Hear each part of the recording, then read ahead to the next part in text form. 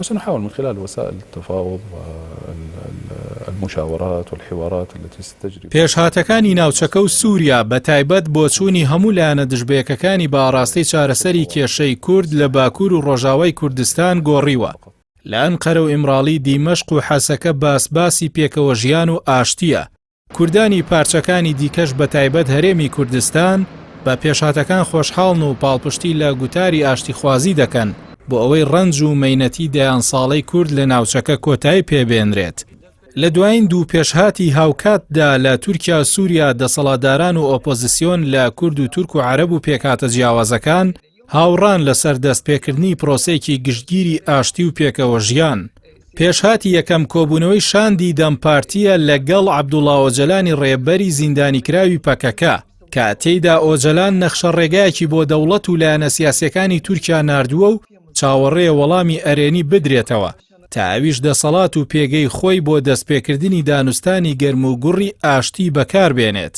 ئۆجەلان کە پێشوازی لە پەیامەکانی ئەردۆغان و باخچەلی بۆ چارەسەر دەکات، جەوهەری پەیامەکەی خۆیشی جەختکردنەوەی لە برایەتی هەردوو نەتەوەی تورک و کورد و چارەسەری کێشەی کورد بە ڕێگەیەکی ئاسایی لە پەرلەمانی تورکیاوە.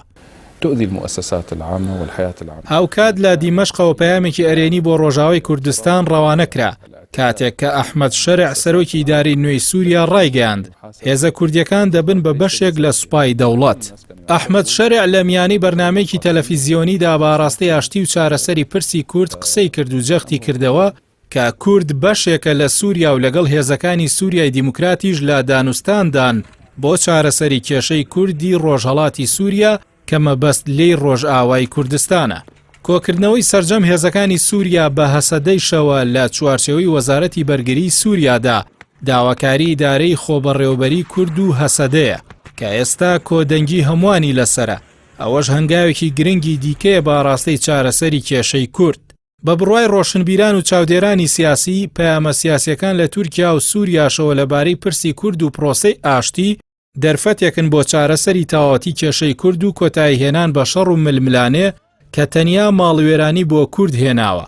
بۆیە پێویستە هێزە کوردیەکان ئەم هەلە بگەنە ئامانج، ڕێگە نەدەن وەکو دەرفەتەکانی پێشوو لەبار ببرێت.